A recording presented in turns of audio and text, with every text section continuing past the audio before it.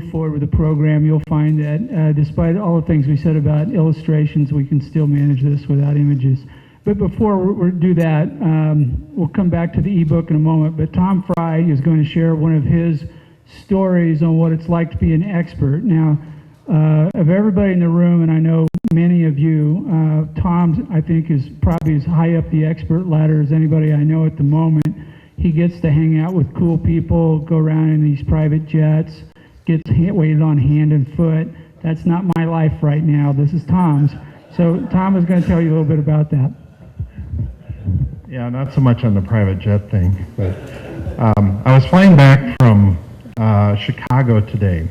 I had the opportunity to speak at a TEDx conference at the University of Chicago yesterday, and so I went to the hotel. There was a limo that was going to pick me up, and just before I got there, the taxi had run into the back of the limo, which is kind of a bizarre thing. So they had to exchange information. So we're waiting there, and the limo driver, very nice and everything. We're chatting away, and he says, "Oh, we have one more guest to go with us." And so we waited for a little bit, and the other guest arrived, and it turned out that the other guest was Gonzalo de Lozada. Now, this is a name that doesn't mean anything to you, but this gentleman is the former president of Bolivia. And so he and I got to share the limo riding to the airport today, and it was very cool. He's elected 2 separate times to be president of Bolivia, but he is now living in the United States in exile.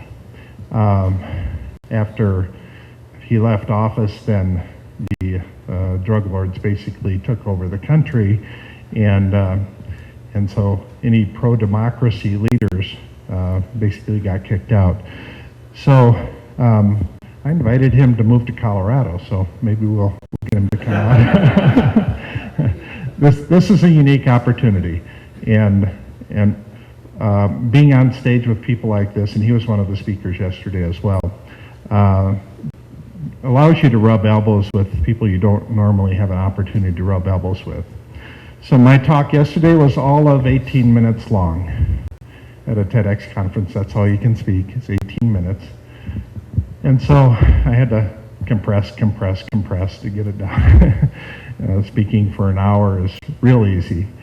But I think it's a Jerry Seinfeld quote, taking an 8-word quote, 8-word phrase and turning it into a 5-word phrase is a good day's work. And so it's a real challenge compressing it down. So with that, I'll hand it back off to Carl here. Thanks, Tom. Anyway, before the break, we were talking about ebooks and all the advantages that they have because they are simpler, easier to put together. You can stack them in clusters around a particular topic, and this actually gives you more visibility as you're trying to create recognition for yourself. All good things.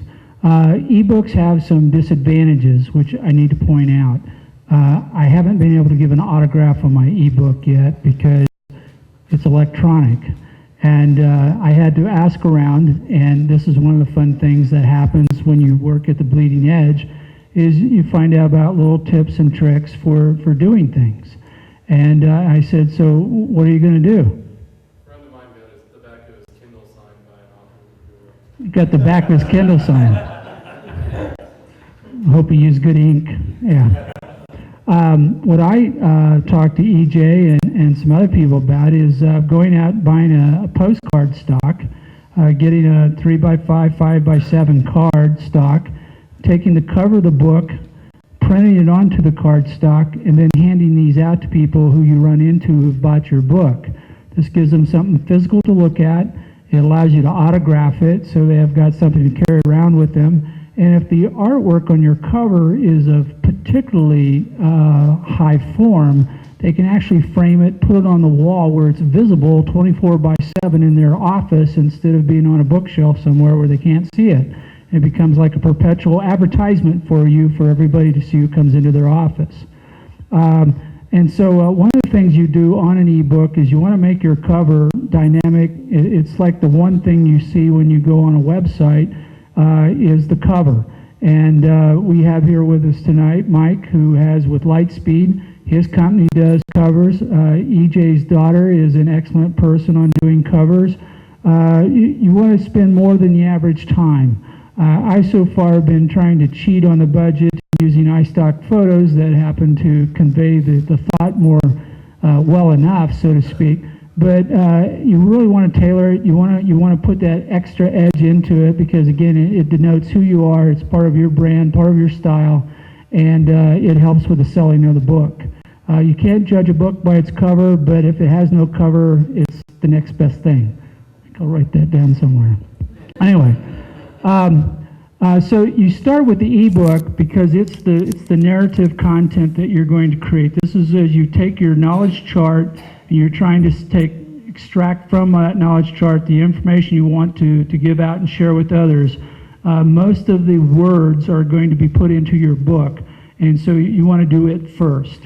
Now, some people like to do the speech, which is the second leg of the three-legged stool first, because it's easier to do. You can stand up, grab a microphone, talk for a while, and so on. But as Joe Sabah, who runs a variety of speaking, teaching type educational programs, and who meets once a month at the Panda in Aurora, coming this Wednesday at 11:30, Joe Sabah has people come in who are speakers, and he says, you know, part of the problem being a speaker is quite often nobody pays you at the door for being a speaker until you work your way up in the echelon where Tom is at, where people pay you frequently for speaking. He says, but no day is a lost day as long as you have something to sell at the back of the room. So the reason why you don't want to do your speech first until after you have your book done is because you want to be able to tell people, there's a book on this and you can buy it. It's at the back of the room. Or now with smartphones, it's available right now. If you go to www.amazon.com, put in the following words, and you can find my book and you can download it while you're listening to me speak. Okay? So you don't have to handle any of the sales in the back of the room. You don't have to have a cash box. You don't have to lug those boxes from your basement out, you know, so forth and so on. You can sell them as is and move them forward. And that's what we're going to do. We're working on a book for Everyone's an Expert. It's going to be coming out. Hope to have it finished maybe by the end of this week. And it will be something that we will put up for sale in future presentations. So we are doing the book, we're doing the speech, and then we're going to do the online class. As a speech, you will have opportunities to speak anywhere, everywhere, if you agree to do it for free. And again, if this gives you a chance to make yourself visible, tell your story, create new people who are following you because you're giving them the information they want to know about, then this all works for you. But have something to sell at the back of the room before you do your first speech. You may speak at the Rotary Club. As Joe is so fond of saying, he says, certain Rotaries meet every week. That's 52 weeks a year. They have a person that's in charge of making sure there's somebody at the front of the room every week to talk about something. They are very flexible about what you can talk about because they need to have somebody at the front of the room. And it turns out that what you're selling, what you're conveying knowledge about, or that big prize behind you, you know, that big consulting package or that real estate or that big ticket item that your expert status is conveying and communicating to everybody, then this is good. Because you say, hey, I went in and I talked for 20 minutes in front of a Rotary group. One of the guys came up and asked for my card afterwards. That card is the reason why you're there, because you're going to go sell them something because you have that new connection you didn't have before you started. Most of what you're doing in what we're doing now, you may make enough money off of this, and this is the design of your plan, to pay for the cost, but it's usually something else that's driving you to put this out there into the marketplace. I was talking over the break, this book I have on Invest in a Startup, I'm selling for $4.99 on Amazon. And I'm now giving these away frequently. I go to Amazon, I can email it to you. All you got to do is download a Kindle reader on your PC or Mac. You don't even have to have the tablet, and you have the book. Now, after I pay the $5 fee to Amazon and I get $3 back in royalties, I have $2 invested in giving this book away. And if I had a 4-color brochure, trifold, mailed it, put it out in the mail to someone, I've got at least $2 in it too. But that's telling me somebody who's receiving it, I'm selling something to you. They may or may not read it, they may throw it in the trash. But if I give them a book from an author, wow, look at this. They're getting something of value, and it works more effectively than any brochure that you may have. So in this sense, you're now not only gaining the status of an expert by writing a book, but it's creating a new sales tool that you didn't have before in your toolbox. These 3 things that we've got in this set, that we selected them because each of them elevates your status just by doing it, okay? Even if you never sell 10,000 books, you never become a bestseller, you're still a published author. The fact it took you 20 minutes, no, it takes longer than that. But the fact that you've done it puts you in a different class. And so with the speech, what we expect you to do, like each of the 4 of the 165 hours, we expect you to spend about 40 hours writing the book, doing editing, proofing, putting all the pieces together to get it out there. To do the speech, we expect you to probably write the script for a 1-hour speech in about 10 hours. As Tom was explaining, anybody can talk, but to get it organized, concise, get your points across takes a little more work. So after you write it, then you need to practice it. You can practice in front of a mirror, but I find Rotary Clubs works just as well. And Tom, wasn't you telling me the difference between a good speech and a bad speech is 1,000 repetitions? Okay. So, same thing here. You may not be that good at speaking when you start, but if you do 100 rotaries, you'll probably put on a few pounds, and you'll be a better speaker on that particular topic. Because as you work your way through it, you'll come across a story, you'll fold in a joke, you'll find that the audience reacts to a particular thing, and you keep polishing, it'll get better over time. And because you're doing the speech, guess what? You're in front of a room, you're behind a podium, you've got a microphone in your hand, and everybody goes, that guy's pretty good looking up there, and he must be smart, or he would be sitting here beside me in the audience. And whether you try to dismiss it or not, you're giving me status just by listening to me right now. I'm feeling powerful by the moment. But this is part of what it does to become an expert. You weave these together. The third part of the leg that we talk about is the online educational program. You can go out and teach at a local university, high school, wherever you want to do. I've done it lots of time. I've walked in as a guest speaker. I've actually taught full semester-length courses and so forth. And you get so much status if you're listed as an adjunct professor. At DU, I taught for 3 years a course on technology management, but they kept me on the adjunct faculty for 10 years. It was really good. I was on adjunct faculty and I didn't have to work. But what we're doing with this program is we're recommending you go to online education. Again, keeping the education small enough so it's a shorter program. And the way we recommend doing that is that you take your text from your book, then when you do your speech, you do like we're doing tonight, and Steve is using a 2-camera shoot back there to capture every valuable word that passes these lips, and Ron's more so. And the thing is we're going to take this video and that text, and then we're going to put them together according to our knowledge chart so that we have each of the major components, we have all the lessons, and then we're going to add in our questions and our answers. And when you can go to learnable.com, this is just one of a number of vendors you can go to, who's kind of an iStock photo equivalent of now online learning, and you can drag and drop all these pieces into this. It's all there, and if you've done your knowledge chart well, all you're doing is cutting and pasting into this, and it doesn't take you that long to assemble the whole thing. And you set up your account, it's now online, it's available for sale. They right now are doing a 50-50 split with the authors, so they keep half, you keep half. I expect in the future that we're going to see this shift, and they'll take less and less as they see more and more competition. But it's online, it's visible, it's searchable by search engines.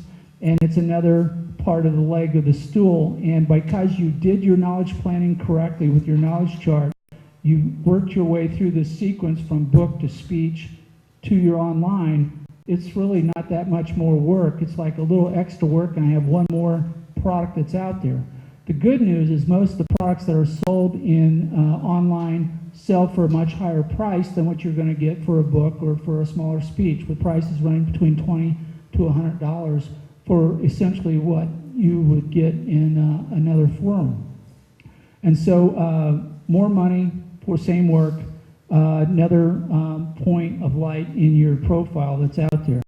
So these are the three primaries that we put together when we're putting together our program, because they do all these different things. They can all generate revenue, they can all improve your credibility or status as an expert, and you can work them all together on a particular subject, which gives you a greater focus on who you are as you appear to the general public. With that, we're going to move to step 5 in the process, which is publicity and promotion. I'll let Ron handle that. Publicity, promotion. I'm going to tell a story first, because I do best when I tell stories. And I had 3 to pick from or choose from out of hundreds. But I might do all 3. It depends on how quickly this goes. Anyway, one of the things that I did about 10 years ago, there's a relative in our family who was turning 70. And my siblings and my aunts and uncles, everyone said that we're going to have a party for him. We want you to host it.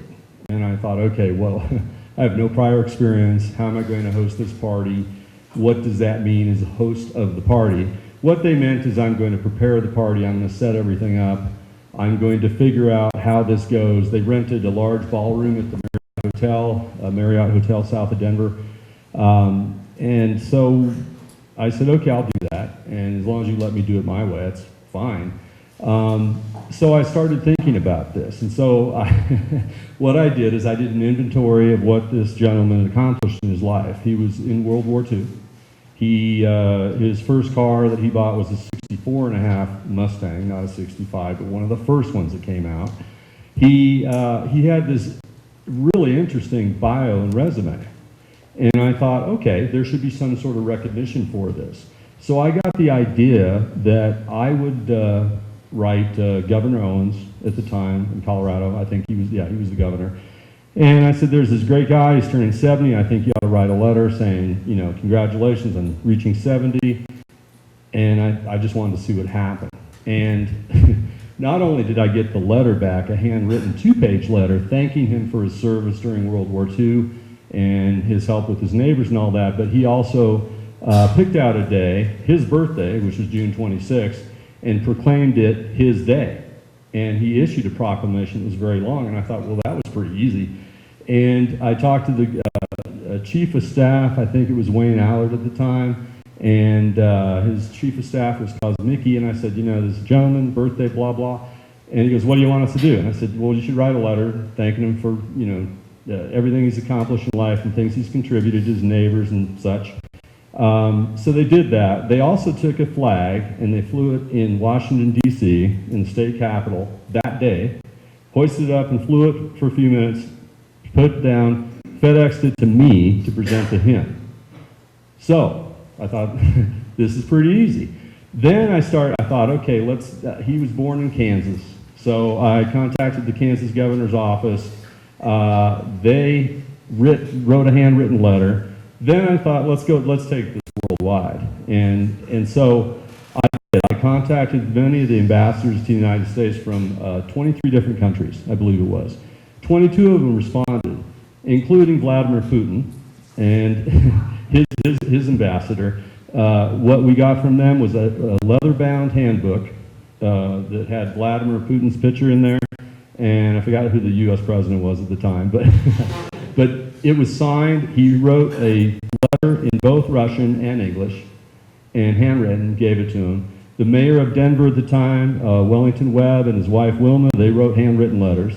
And so this turned into a very big thing.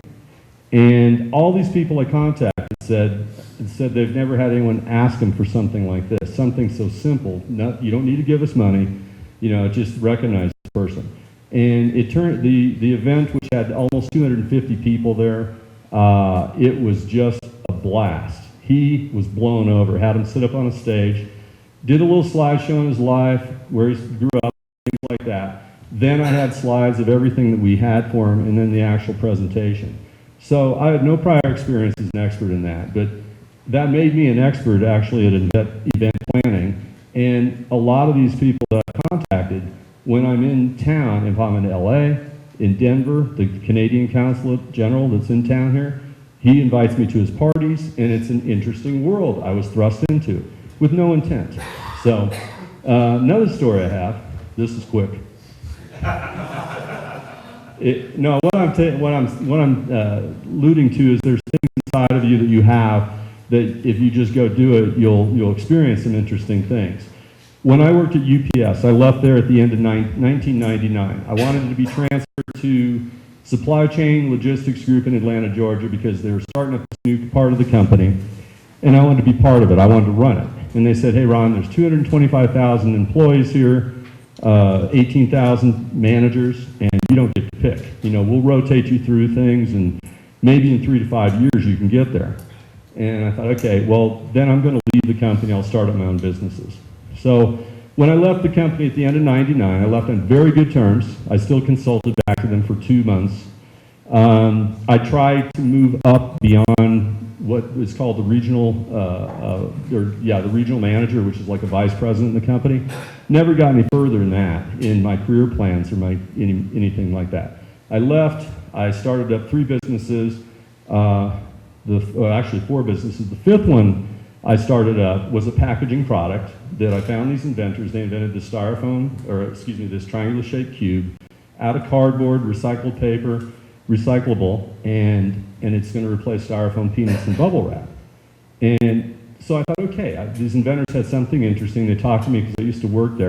Now remember, I took all my UPS information, I threw it in the vault, locked it, and left it there. It's in a repository, never going to use this again.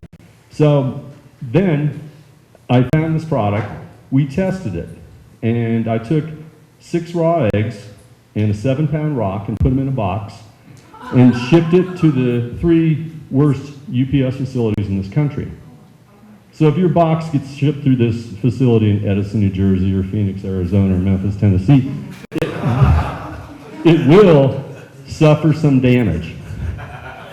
So I shipped it to these 3 places, and then I had it sent to UPS corporately in Atlanta, Georgia, and a vice president down there, that's a friend of mine, had him open it and videotape it. And everything in the box was intact. The box was mutilated. It had footprints on it, hole punctures, things like that, but everything was intact, including the rock, So it was amazing. And he said, do you know the person that owns this company? I said, yeah, I do. And made some phone calls. We raised several $1 million in just a few weeks, and I became CEO of that company. Because of that, now I remember when I was at UPS, I used to run their call centers. That was one of the rotations I had. And UPS box is damaged. And we have, at UPS, have 35 reasons why it's your fault that it's damaged. So they try to avoid paying damage claims, as does FedEx and DHL and the post office and everyone else. UPS is self-insured. So I think it was in 2004, 2005, the UPS annual report, if you look at it, they paid out $400 million in damage claims. So it's a big number. With this new packaging product, I was reconnected with UPS. I went there to the UPS stores in San Diego, that's their headquarters. Their CEO, Stuart Mathis, he actually lives south of Denver in Castle Pines. And he flies out to San Diego every week, then flies back. So I went, did a presentation. They put us in the UPS stores, which is the #1 damage claim account for UPS, believe it or not. That's because they hire unskilled people, so college kids, high school kids, part-time people, and with the materials they're using, they just can't package things correctly. Our product, you don't need any expertise. It just the expertise is in the product itself.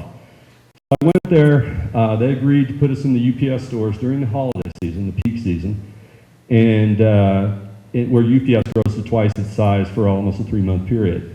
The worst UPS stores on average damage 1 out of 434 packages. Our store was 0 damages in 25,000 shipments, and our least best store was 1 damage in 9,000 shipments. So then UPS became very interested, because if they can not pay damage claims and then send their bigger clients like Kohler bath products, and Kohler, they used to ship a water closet and toilet, that 22% of what they shipped suffered damages. And then so they'd have to send new toilets out, and 22% of those would be damaged. So they tested us and it worked. And so then, when I was at UPS as an employee and a manager, and a really good manager, out of 190 of my peers around the world, I was always in the top 3. But I couldn't break through. Then I left, threw that stuff in the closet, came back. Then I'm talking to the CEO of UPS, Mike Eskew. And then I'm talking to the CEO of FedEx, Ken May, because I had something that they wanted. Now, and I had the inside information, the expertise of how the damage claim process worked. So I did a skills assessment, did an inventory, came up with a plan, CEO of this company, and now they use our product all over the world for all their major clients. And so it's interesting because I had that locked up, and if I didn't come across these inventors, you know, that's would still be there. The damage issue would still be there. It's being solved now. And so that's my second story. So, go ahead. Back to promotion. Yeah, promotion. I'm self-promoting. But, Yes, yes. no. Okay, my last one. It's my story. No. No. Okay. So, but that's it. So when you have an opportunity to go in these situations, and by the way, after that whole deal with UPS, I was in LA, and I wanted to go to Spago and eat there because I always wanted to go there. I didn't have a reservation. I didn't know you needed that. Everybody know what Spago's is? It's Wolfgang Puck's restaurant in LA, and that's when he was cooking there. But so I went in there. I drove up in I think I had a Kia rental car. This was in 2007, and I had to do a U-turn to hit the valet, and I cut off every major 6-digit expensive sports car you can think of. Parked it. The valet guy he held the key like this, like, who are you? I walk in. There's a line. I go to the front desk. These 3 young women were there, and I said, yeah, I would like to eat lunch. And they go, do you have a reservation? Who are you? I said, no, I'm not on your reservation. They go, oh, it's going to be about 4 hours. And I said, okay. So I thought, well, that's too bad. I'm out here. I have some time to kill. I want to eat here because I'm a food guy. I like to eat at nice places with talented chefs. And so I walked out, and I thought, you know what? I'll just go back in. And I walked back in, and I said, yeah, I'm sorry. And they go, oh, yeah, it's going to be 4 hours. I said, I'm sorry, I didn't say who I was. My name's Ron Yeager. That's all I said. They go, who? I said, Ron Yeager. I said, I didn't tell you who I was. I apologize.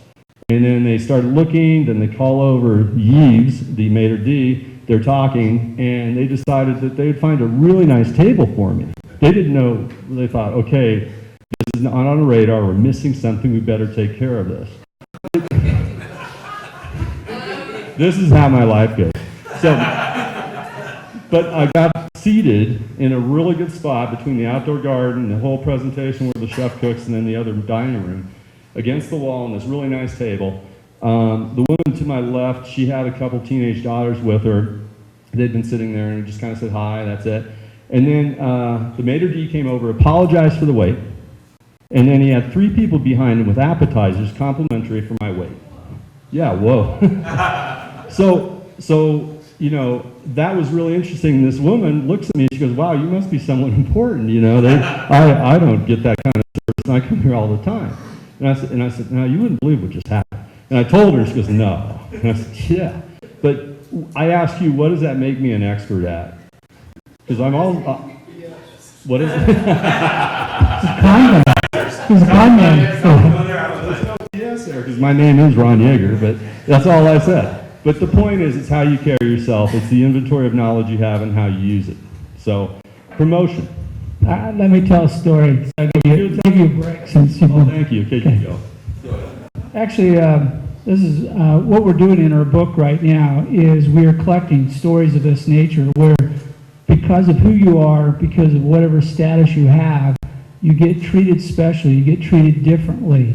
And we're putting them into the book. If any of you have a story like that and you want your name in print, here's an opportunity that just still happens to be open. And what we're doing is we're printing the story and then we're putting the person's name, their company, and their web address or email, whatever they prefer, because we want to promote this issue. Now, the story I'm going to tell, Steve Baker was on the road with me, and Ron was talking about strange things happening to him. I managed to get to Las Vegas to the Bellagio to check in at the hotel without a photo ID. Okay, now everybody's going, how did you get past the airport? That's another story. We don't want to go there right now. Okay, but anyway, I come up to the front desk, and it has been a little bit exhausting because getting through the airport without a photo ID is its own challenge. But having accomplished that goal, I got to the front desk, and this very young lady there, she goes, sir, sorry, I can't let you check in. And I go, why? She says, you don't have a photo ID. And I was going back and forth with her, and Steve was standing right beside me at this particular hotel. And I was saying he's not staying in my room. Yeah, I did ask for my own room, yes. But we weren't going anywhere. She was doing her job. She was defending the front desk of the Bellagio against somebody like me, getting in there when they shouldn't. And so finally Steve stuck his head around. He says, what do you need this photo for? And the girl says, well, we need to make sure the name on the reservation is this person right here. He goes, Google him. And the manager had been hovering behind listening to make sure this thing didn't go out of control. And she turned and looked at him, and he says, like I got it. He's running the keyboard, and he turns around and gives her the big thumbs up because he hit my website, hit my photo. I was automatically identified. And the girl at that point in time was going, you have your own website. Yes, Mr. Baker. Yes, sir. Come on in. Okay. Yeah. That was the biggest accomplishment of the weekend. But it was one of these times where, again, because I had a presence on the internet, I was visible to people who could see me when they needed to see me. I was treated differently. Now, this happened years enough ago that it was very rare for people to have their own websites, and I'd had one up for a few years. But nonetheless, this is part of what we're talking about, is trying to create this image, trying to make it you visible to people in a way where people treat you better. And in these stories, any of you can tell these same stories. It's just that, we've done that. He had the website. He was known. I just went out and did these things. With promotion, what we're talking about is after all this work's done, then you do have to promote yourself. And it's something that is incumbent upon yourselves. You don't pay a PR firm to do this. You will do this yourself. This includes things like speaking, going out, whether it's a Rotary group or I speak at high schools in Douglas County. Every year I'm usually the keynote speaker about being an entrepreneur. But same with you, whatever your expertise is, whatever your ebook is, whatever your brand is, you go out and promote that through speaking engagements. It could be through radio interviews as well. That can be set up, and I know Carl's been involved with that, I think Steve too. So you can do that locally. Internet radio is a big thing right now. It's archive. Oh, you've done 5. Okay, good. But that's it. And if you didn't do that, that wouldn't be good, right? It's promotion. So the books as well. Maybe you have a book signing at a book fair, or you do that as well. Television. And television, actually, once you get just a little bit above in your expertise, or you're first to market like Carl was with his first book, then you're sought out and you will be asked to appear on shows, or you will, if you just ask to appear on a show, whether in Denver, I think it's Colorado and Company's one of the shows. I have personal friends that appeared on there just because they're promoting themselves. But this is how you get it out there, and the message needs to be quick, concise, It needs to be simple for people to understand, for your market to understand, and you need to bring some value to it. And we think if you go through the above the crowd process, you will have some comprehensive value that you'll bring to the table. The people, when they see you, they want to be around you, they want to follow you, maybe online through Twitter, something like that. They want to purchase whatever product or service you are offering. And so the promotion piece, though, I personally feel that this is where a lot of people can maybe fail, because maybe they're not comfortable being in front of a camera or having a photo shoot or a video or speaking. And that's okay, because we can either help you through that or we can do part of that for you. But we actually want you to do it. We have the tools to pull everything out, package you, then you promote yourself, and that's it. Anything you want to add? Yeah, I think that promotion ends up being part of the key, because what you're doing through promotion is you're now identifying the people who care about what you know about. These people become your fans. If you were a rock group and playing all the clubs, for a year or two or three, selling albums at the back of the room, this is the same kind of process. You're saying, I got up, I spoke, I went and wrote my book, I've got people coming to me, I collect the cards, I put them on the mailing list, and you start building your fan base. This is your community, this is people who care about your subject. You're going to share and share and share with them as you go forward, and you're going to develop these long life relationships that contributes to the fact that you're an expert, because you are working with all these different people. And so at the end of the day, the recognition of the expert is completely a representation of all these people who are listening, what you're sharing knowledge with. And so you've got all these different opportunities to tell people about it, and by doing it strategically, you'll find that you put that information out, it becomes visible. That cascades, you do it again, and you start this process, and you'll get better at it the more you practice it. And you'll find, as I said, you'll find days where I can do this is good for me, this one's not so good. And you start making your time more efficient, you find out that you're presenting yourself more effectively. You find sometimes you get up in the morning and go, I actually know who you are and what you're doing today, as opposed to kind of wandering from one flower to another, doing one project after another. So what we're going to do before we go to Q&A is we're going to give all of you a homework assignment. And just on a quick note of what Carl just said, if you go through the motions on this, it doesn't mean that you're going to be successful. You actually have to execute. The reason why my phone rings and people want me to get involved with another project is probably because the last project I was involved with through the business, we were successful and we delivered something that someone wanted to buy, and or it solved a problem. So if you just go through the motions but there's no deep content there or anything like that, then it's not going to be as successful. Until everyone sees the button here.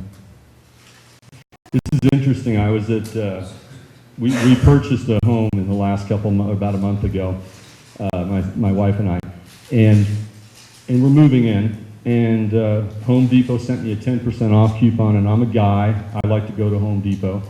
I like power tools, I like all sorts of things. I was at Home Depot the other day, I think I was talking to Carl, and I hung up, and this gentlemen were walking down this aisle, and I'm wearing a Charlotte, North Carolina t-shirt that had paint and everything on it, and I had this button on. And then I thought, someone's got to talk to me about my button here. And so they said, oh, hey. And I thought, okay, what?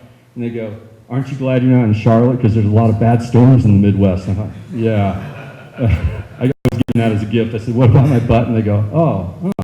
They didn't care. Yeah, he's disappointed because we met at Panera's earlier today, and I walk up to the counter and the lady stops. What are you an expert on? So I start talking about tonight, and going off about, now I'm going to be an expert on being an expert. And she was engaged, and if she hadn't been working, I probably could have talked her into coming tonight. But the point is this is a homework assignment for you. What I'd like for each of you to do is to take this button, and no, don't just wear it home tonight, because there's like 10 minutes between now and everybody crashes. But tomorrow, and maybe the next day, wear the button all day. And when somebody stops you and says, reads the button, says you're an expert, what are you an expert on? Go to that list of 5 things that you created. Take that one thing you think people will care most about and tell them, I'm an expert on this, and I'm in the process of writing a book on this subject. Do you think this is something that would be of interest to you? And see how many people respond favorably to this question. Because over a day or two, you get 2 or 3 people, or like we had Isaac here, or 2/3 of the room saying, yeah, we're interested in new product development. This is starting to tell you something. Maybe you should be an expert. Maybe you should take the time to take this knowledge that you have and be prepared to share it with everybody around you who could benefit from it. Think about the extra status you get, the extra money you may get. Think about it, how it may drive your business, may help your social cause, may put something together where your status is going to be the tipping point of whether this happens or does not happen. And so, take the button with you and test it for yourself to see just how valuable to the world you really are. Now, if 3 days nobody asks you a question, nobody cares who you are, or you tell them what you care about, and then they don't respond favorably, that's too bad. Anyway. Okay, questions and answers. We're at the end of ours. Or your button may be on backwards. Check that first. So questions and answers. We're at the end of the program. We'd like to try to answer as many of your questions before everybody gets to go home tonight. I'd just like to say I finally know what I want to be when I grow up. I want to be an expert. And my question was, if I want to put my toe in the water and follow this process, what is the structure? How do you do it? How do I actually achieve this goal? For people who want to be an expert, what we talked about tonight is kind of a process. We think the first thing you should do is do an inventory of what you know, and particularly skill sets. Get away from saying, well, I know all about economics. Say, I know how to create a program for a local economic development company to do this, that, or the other, or how to get a grant from the city of Pueblo, for whatever. Make it very, very specific. Get away from too broad and get down to something where somebody says, yes, I need to know how to do that. I know 10 people that know how to do that. Do the inventory and then collect all the information you've already have hidden in your closet, in your computer file somewhere where you've written this or done that or shown up or did something else. Because a lot of you are going to have a head start. Many of you may have something that has been sitting there. I found a program I did on how to draft contracts 23 years ago. And I was reading through it, I was going, this is still good stuff. I can still use this. I just need to put it into this new format because at the time, 23 years ago, it was too hard to write a book on this. It wasn't big enough, wasn't bold enough. But for an ebook, it'd be perfect. So find out what you have, do your inventory, think about the markets you're going to go, then build your plan. Say, hey, I'm going to put in my time, I'm going to put in maybe $500 or whatever you're going to spend on getting any illustrations or getting a cover made for you, all the costs that are associated with it. Figure out how much money you want to make back from this, whether you're going to do it for free because it's going to help you sell your primary consultancy or your software or something else. Put together a plan just like you would a regular business, and then step forward and create these 3 pieces. If you don't know how to write a book, there's lots of people out there who will teach you. There's a class on Saturday on authoring books. Now, some of these are more on the publishing or the marketing end than the writing. There are still people out there who teach you how to write. There's people who teach you how to speak. There's Toastmasters, who will show you all kinds of techniques. The online educational piece is fairly, straightforward. If you know how to cut and paste, you can get there. Go through it once. Don't worry about being perfect, okay? Because you can always upgrade, update this in a digital format. And the first time you do a speech, maybe your computer doesn't work, you have to do it again.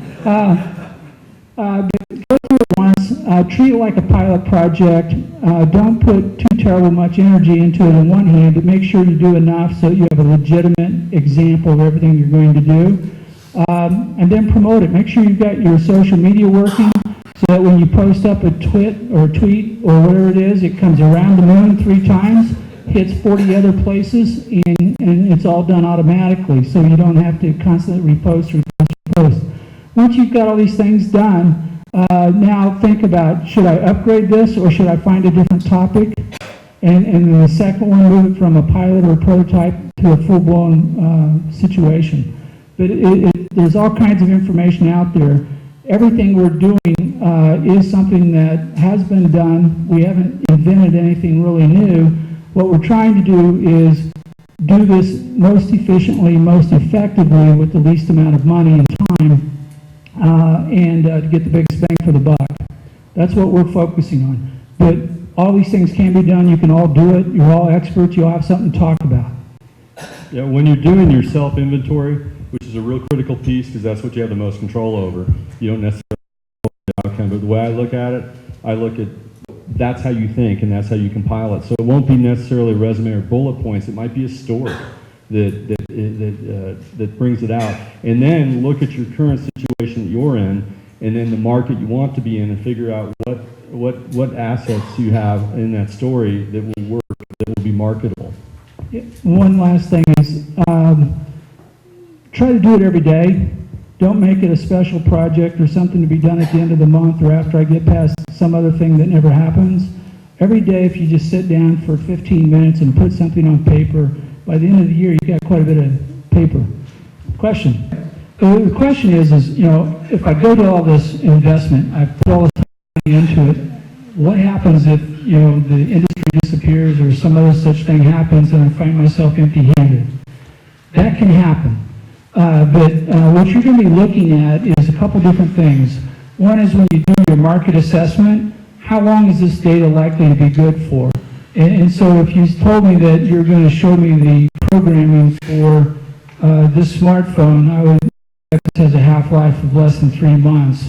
I'd want to be really careful. I had my distribution and everything so I could jump in and out of the market immediately with that kind of information. Few things are going to be that short. But the thing is that part of the reason why they may want to talk to you is because you're the first to do this. If you could show me how to program a particular feature on this smartphone, we'll go out in the parking lot right now and I'll pay you $10. I haven't figured it out yet. But in 6 months, I'm not going to care. So if you're picking something that has a potential short lifespan, make sure your market and your distribution is ready to go accordingly. Also, what you'll find though is there's very few things that disappear entirely. There's still people out there using regular telephones, okay? And so if you wrote a book on how to do this or that, there's what they call the long tail, which is the rest of the market kind of catching up to the front end of the market. And it may hang around for years after what you would think would ordinarily disappear, but still be big enough for this particular market. But you make a very good observation. Part of the reason there's an opportunity to be an expert today is because everything's changing. And so you should anticipate you're going to come into being an expert, it's going to fade, you're going to pick up your next game, become an expert again, and fade again. The day you quit learning is the day you start dying. That's at the age of 30, how many different projects or jobs were being worked on. Things do change all the time. My life has changed several times a year. One of the things that Carl did mention earlier is with the ebook that you publish, you can go back and change that and add more to it, take some out, make it relevant still. Yeah, I mean, the thing is you can change, you can correct it, update it, you can add a new chapter, you can say, I found a better way of doing this, I got a better story, I listened to Ron, I found a lesser story, whatever. You know, these are all possible. Judy. What would encourage somebody to purchase an ebook as opposed to reading that blog that was for free? I mean, how do you differentiate and encourage that Well, purchase? it's an interesting question you ask because people do it all the time. And probably the best example of that is the blog of My Father Said Something Strange or something like that. This guy puts this up every day. My father said something strange. He published his first ebook. He sold 27,000 copies of the book, even though it was all available For free if you all want to go look. Part of it's a convenience factor. Part of it is the fact that it's organized sometimes, although I've seen certain authors who do blogging all the time and then they write the book. All they did is blog a page. And you're like, there's no organization, there's no enhancement taking place or value adding. But it still happens. But back again to you're writing an ebook. Why are you writing it? Are you writing it just to sell that book, or is it because you want to be invited to speak at this next conference, or you've got this limousine back here you've just remodeled and you want to sell that particular thing and you're going to make a lot of money off that, and your book is just a stepping stone to that particular outcome. Can I add Kevin. to that? The idea is that, do you want to be obscure or do you want to be known? So the idea is that if you give something away, it gets out there, people pass it on, your name is out there, whereas if you sell it and nobody's willing to buy it, you remain obscure. It's a deeper dive. Also, I follow bloggers. I've thought about blogging myself, but a blogger is an expert at blogging or writing their comments or opinions or attaching things to things. Whereas if you have an ebook, which is I think the minimal entry point if you're publishing something would be an ebook, it's a little bit deeper dive, and I think it's a little bit more in depth and you're more of an expert on that subject. Another way to position it's like the best of blog. I mean, that's a classic for many books. Well, and it's interesting though from a status, I've written lots of blogs for different things, and the book is still here compared to writing a blog. For at least for the near-term future, it's still considered to be a greater undertaking, some greater status attaches to it than just writing a blog. And it's part of about building your status. Blogging is something you commonly would do to promote your book, because you're going to create some reverb in there. If I were writing a blog and I was going to take it to a book, though, I would try to organize it. I would try to kind of fill in the gaps between the different little bites that you're talking about, so it creates a better picture, a cleaner picture for somebody to read instead of jumping in and out. The question is, how do you organize your knowledge charts to reflect who you are and what you are? You're doing it basically on two axes. One is what is the subject matter, the other is the depth of the subject. And the thing that connects these 2 points is you're trying to teach somebody how to do something. Okay? So if I'm just pumping knowledge, but I'm not solving a problem or conveying or transferring that knowledge, I'm not getting there. So the reason why you drill down on the chart is that you're saying, here's the overview, here's the second level view, now I'm going to start getting this into pieces, then I'm going to start challenging you. Did you learn what I'm trying to teach you? I mean, when you're talking to your kid, he says, okay, don't stick your finger in the socket, okay? Now, at what point do you think that the kid finally got it and said, no, I'm not supposed to put my finger in the socket? You ask him, you said, do you understand you're not to do that? He goes, yes, Daddy, I'm not supposed to do that. Okay, question and answer. You're validating that what you taught them, they have grasped that concept, and they can now take it away with them. And you want to make sure they walk away with competency. So when you say, what are the two axes? Well, I want the knowledge has to be small enough that I can get this point across, but I have to make sure it's deep enough that they become competent in it. If I'm too shallow, I'm not going to get there. If I go too long, they're not going to read it because it's too boring. I think the part about where you have to have significant accomplishments in a specific domain to become an expert in whatever it is you say that you are. But I think the next level is you become an expert when other experts say that you're an expert. So that's my concern. I don't know if that's true or not. Yeah, well, you're wrong, but go ahead. I'm sorry. No, it's... I'm just saying that's a trust issue. Just because I say that I'm an expert doesn't mean I'm an expert unless other people that hold the trust say that I'm an expert, and therefore you're able to accept it more. My question is, how do you get those experts, to write on the back of your book, this person, knows what they're talking about? Okay, well, there's two elements to this. One is a general statement that you're not really an expert till other experts acknowledge you into their group as being an expert. And then the second thing is, how do you get them to do that? And first I'm going to push back on the first point. You're an expert to anyone who can use your knowledge. And by matter of fact, this is an interesting problem because the people who you've just identified who you want to bless you as an expert are your competitors. They have a disincentive to give you the status that you're looking for.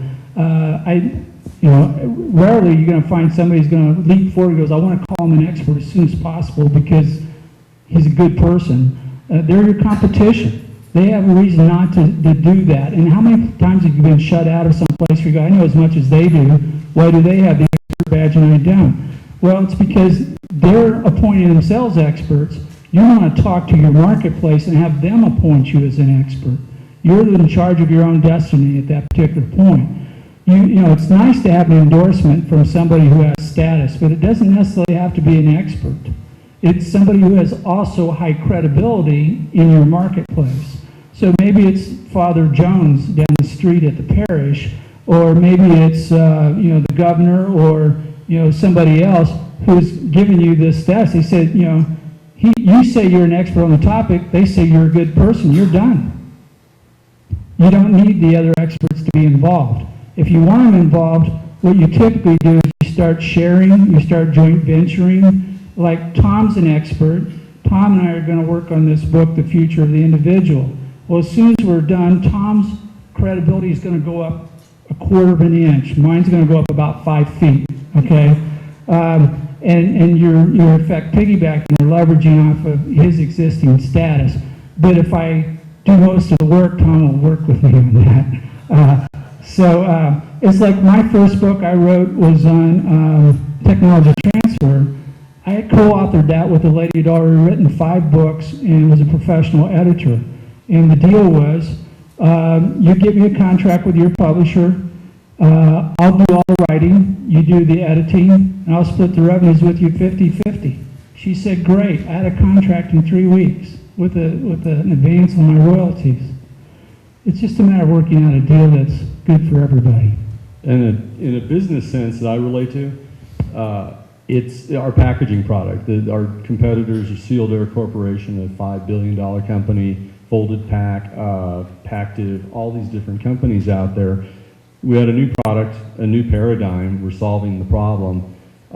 They were the acknowledged experts in the field just by market share and some of the new products they've acquired, but they would never endorse us professionally because we're stealing their market share. And we have 3 patents, one of which has 39 citations underneath it, which pretty much locks it up. So they're the experts in the field in a business sense. I'm not talking about personal branding or anything, but I would have loved to have their endorsement. Now they did try to buy us twice, and then they tried to, discredit our product amongst the market and underprice us. But we didn't need that. The experts that we became and the acknowledgement came from the UPS store owners that didn't have to pay out damage claims. I would also make an observation for a lot of you who are working with startups, particularly with something new under the sun. You all know how hard it is to take this new widget you've created and take it into the marketplace and tell people they have to have one of these when they don't even understand what it is. And a lot of effort is spent around that product or that service, trying to communicate it, trying to convey the value that's associated with it. If you were to stop first before going down this path and present yourself as an expert in this particular area, and then where everybody's going, yeah, they've written this book, he's done this, done this, done this, you're an expert on the topic, then when you say, guess what, I've decided I'm going to go outside the box, I'm going to color outside the lines, and this is a good thing, your own credibility is going to do a better job of pushing that new product or service than anything you can do by itself. So as a startup or anything new under the sun, it really may be very important for you to build your own credibility in each member of your team, more so than it is for what you're trying to push. Other questions? Does the process that you propose here look at, let's say you're making that knowledge map or expertise map that you have, look at a gap analysis as well, so that maybe you're here, but you want to be here, and maybe you've got bits and pieces, but one of the metrics maybe that we look at is what we know and what we don't know. Do you evaluate that aspect? Yep. The question is you're building your knowledge chart or whatever graphical form you want to use to describe, wrapping your mind around the subject issue, do you go through any particular analysis on this? And the simplest thing, as Ron was describing, is just first, before you do anything else, describe a story. Put yourself back in your shoes the first time you encountered this particular problem or you did whatever it is that you're doing, and just go through it. Says, today I showed up, I did this, then I did this, then I did this, and this was the outcome. Okay? That's a complete story. Now step out of your own shoes, put yourself into the shoes of the person who's your leader, who's listening to you, and go, how much of this did I understand? That's why you ask the questions. When you frame the questions and say, this is what this person needs to tell me in response to this question to let me know that they got it and they mastered what I'm trying to teach. And as you're writing the questions, that tends to be a self-regulating mechanism for me, because I go, oh, well, I didn't actually explain it. I skipped a step here, because if they gave me the answer that based on what I told them, I'm going to come up short. So it's very iterative. Yeah, you go back and forth, but don't get caught up on being perfect. This is the quickest way to die on creating your knowledge set. Blow through it first. I don't care how ugly it seems to you. You go, nobody will ever buy this. Well, in that form, you might be right. But that's just your draft.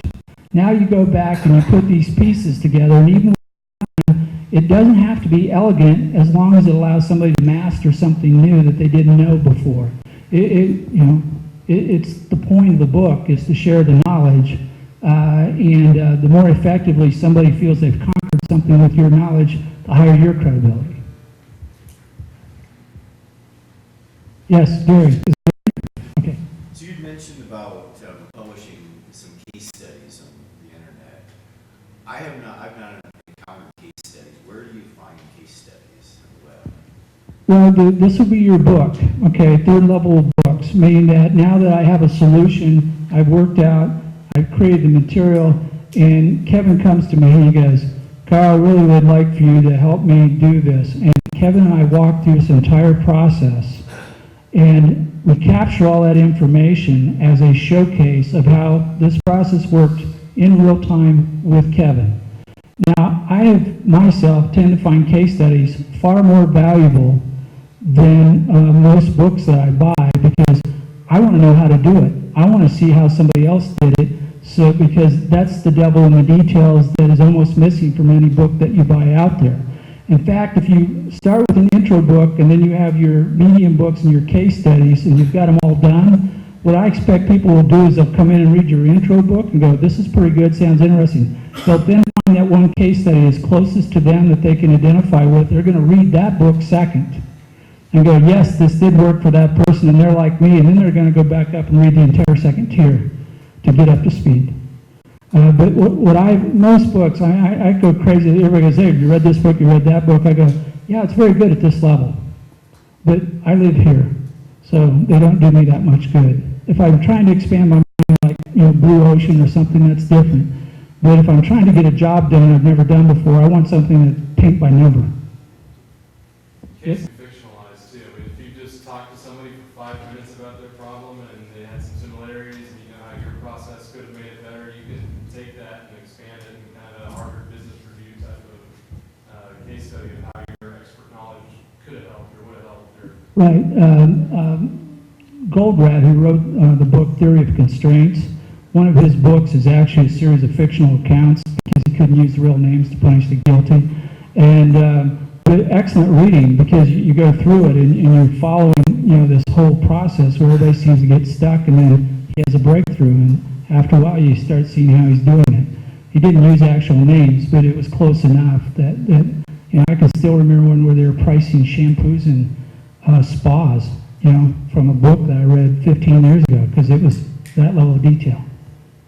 Yes? So when you're talking about success stories or tales or things of this sort, you use a company's real name. Do you need that permission, written permission, to use their name? The question is, if you're going to use somebody's name in our forthcoming book of an expert story, yes, I want your permission. I want it in writing so that I've got all my stuff tied up. But it's generally easy to do, because I'm going to say, hey, how would you like some free publicity?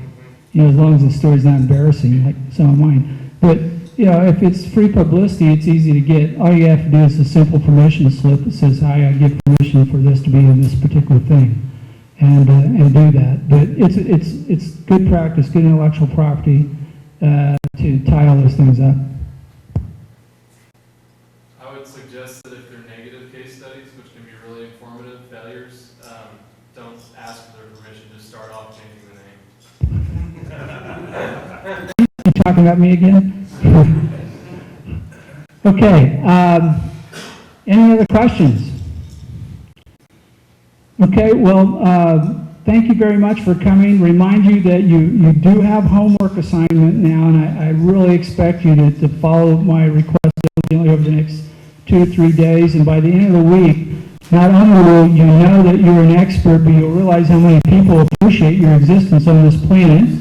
Okay, so that's number one. You are experts. All of you know too much not to share, and it's really a shame when everybody has all this knowledge and you're letting everybody else go around making all these mistakes over again that they could have avoided by you sharing your knowledge.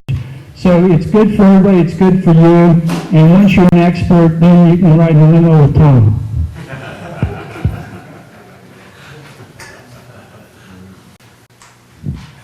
All right, let's give a warm round of applause.